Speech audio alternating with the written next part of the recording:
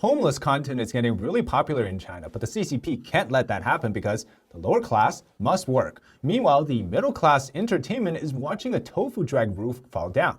And to the other end of the extreme spectrum, Chinese internet can't let go of a young celeb's luxury jewelries. Let's talk about it. Now, the government's kryptonite is unwillingness to do things, aka lying flat. This is Chongqing Bachelor Brother, a comedy account that posts about his mountainside villa called the Bachelor's Village. And in this video, he essentially preaches the idea that, well, we can just go to the mountainside, get into a cave and hang out with our brothers and, live a pretty peaceful life. And he recently went viral for this type of content, which of course now has gotten him in trouble. Now here, him and his other brothers, I am again borrowing from a comment from a short video here, Buddhism with extra steps. What they basically done is decide to lie flat, meaning not contribute to society, not get married, have kids, not be tied down to obligations. But the CCP recently shut them down. They released a video saying that intervention has happened. 告诉大家一个不好的消息，由于一些不可抗拒的力量，光棍山庄在今天正式解散。希望大家各回各家，各找各妈，江湖有缘再见。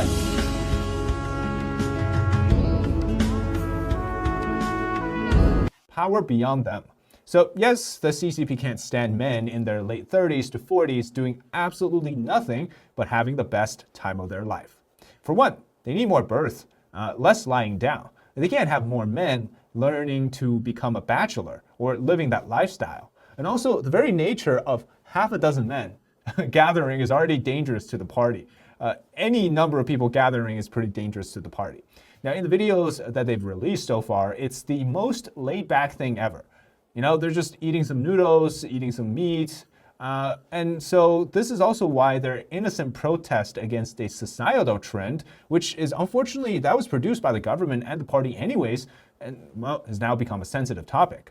Normally, you would think that given the massive gender imbalance between men and women in China, having some men be forever single would be good. But if you add homelessness to that, that becomes a problem. Recently, a hotspot of forced homeless people in Shenzhen, China's megacity, which is down south, has been completely transformed. By transformed, I mean removed. Now, this is a bus station where workers come to the city to seek jobs, and they will sleep there if they fail to find anything for the day. About 2 years back, you can clearly see that there's lots of people sleeping on the street. And China claims, of course, that there is no homelessness in China.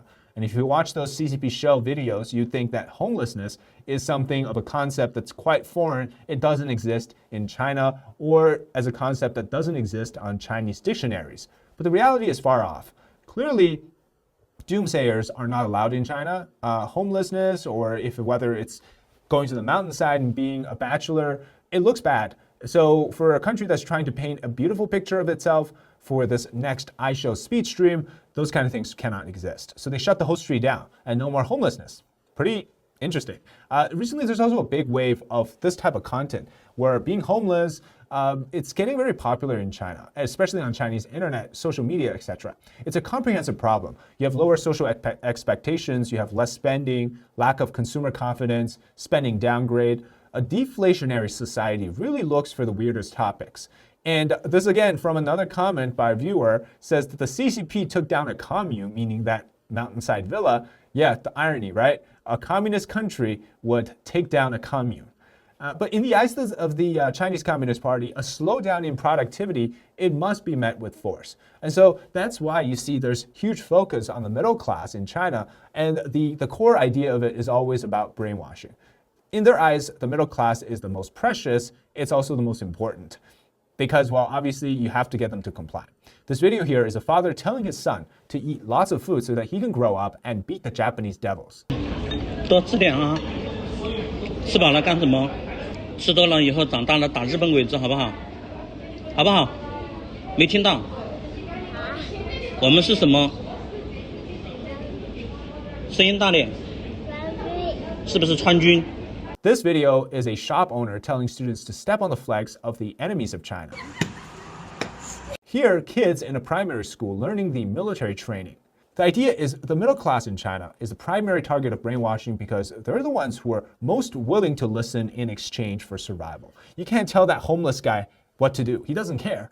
The top elites don't need to work or die, whereas the middle class, they must learn to teach their kids' kids to hate so that they can direct all of the problems to the outside, not within, of course. And this is the life they live in.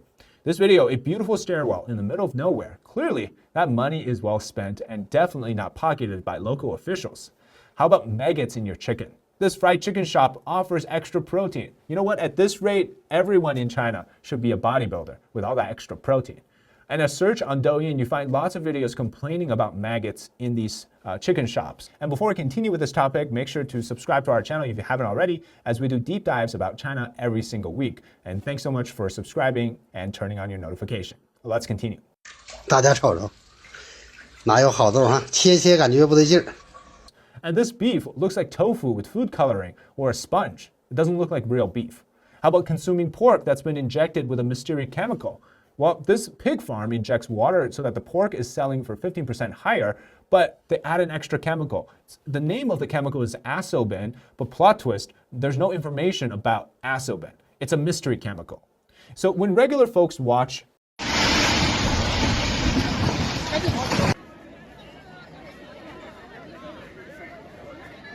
a roof fall down because of a tofu drag renovation, well, that's just called entertainment. This drum tower was built in the Ming Dynasty in the 1300s. It lasted until last year when they decided to renovate the whole roof. Well, the rest is history.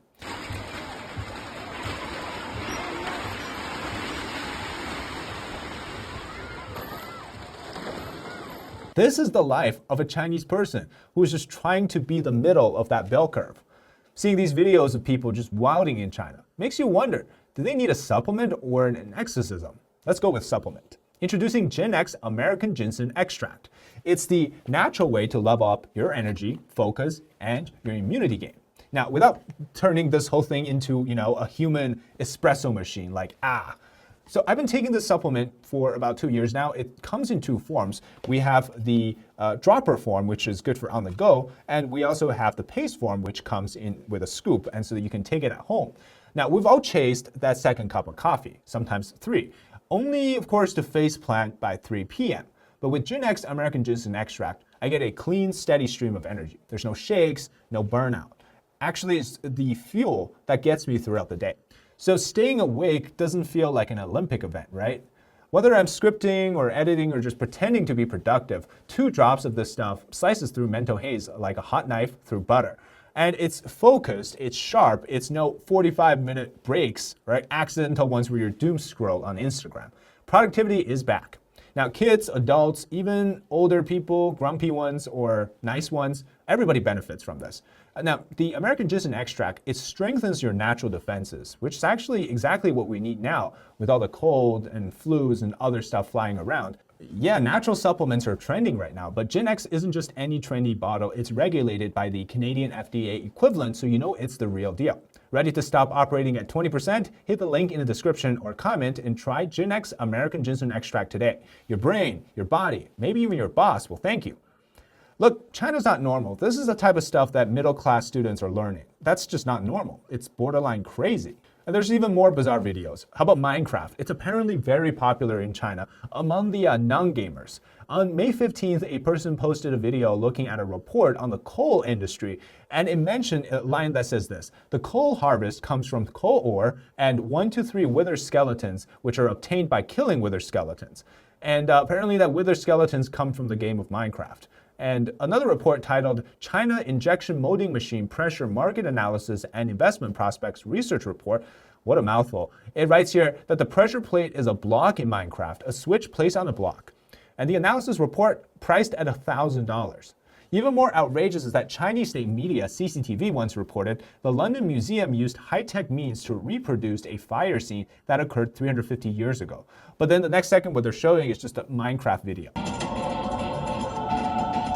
1666年9月2号凌晨，伦敦市不影响一家面包店事故，因为房屋大多为木质结构，加上街巷破产，一阵大风便使得火势蔓延到整个城市，大火连。 Okay, now let's talk about the other extreme, where people seems to have shifted their attention to because, well, they can't stand that how extremely corrupt the upper elite class are in China. All this mess is Chinese internet, they still find time to look at this young celeb's recent outfit. For a very simple reason. They're just shocked at how rich she is. Yet, well, Chinese people are miserable because somebody that is obviously in that type of environment, the rich elite circle, what they're getting exposed for isn't how much they're wearing, but it's how their unethical wealth got accumulated.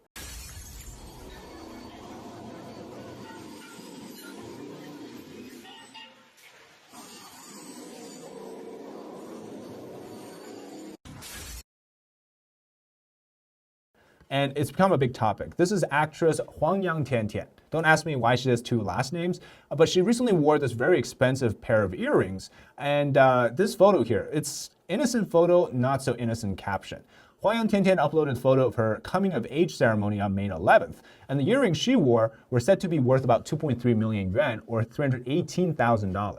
Which obviously triggered the speculation from internet, is the idea that a pair of earrings is worth 2.3 million yuan. Does that mean the family also has that high of an income and the high level of consumption? Now, an 18-year-old's casual Insta post turned into a fashion manhunt, into an apology letter from her dad, and that of course backfired even more. In the letter, the father claims that the jewelry she wore is not the authentic one, so it's fake, and that it's been stored now. Obviously, that didn't convince anybody, because people found instead her father is actually a retired official in the system. And that makes sense now, because naturally the 2.3 million yuan earrings is just, I guess, it's not that bad if you're in the system. Every Chinese person knows it. But then to call this fake jewelries, well, this photo tells another story. If one is fake, are they storing a glass cabinet full of fake jewelries for some reason? Internet sleuth also found the house they lived in, a mansion, which is obviously not gonna fake a house, right? So nothing is wrong with being rich here, but again, it's just the fact that they're hiding how they got this much money as a public servant. And that's why internet users are angry. The family was likely profiting from their jobs. Some allege that the father was an official that worked for a charity which actually worked with earthquake victims, so they likely benefited from disaster donations. Yeah, that happens in China. Other stuff, like before the two-child policy was implemented, the family already had a younger brother for the young actress before the law was allowed in China. And things like they have a new iPhone every year for posting on social media.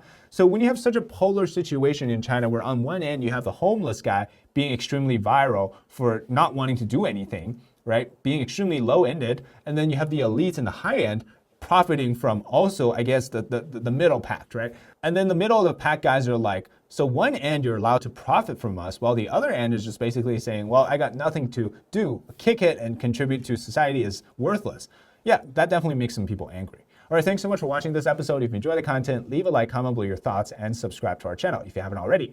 And until next time, bye-bye.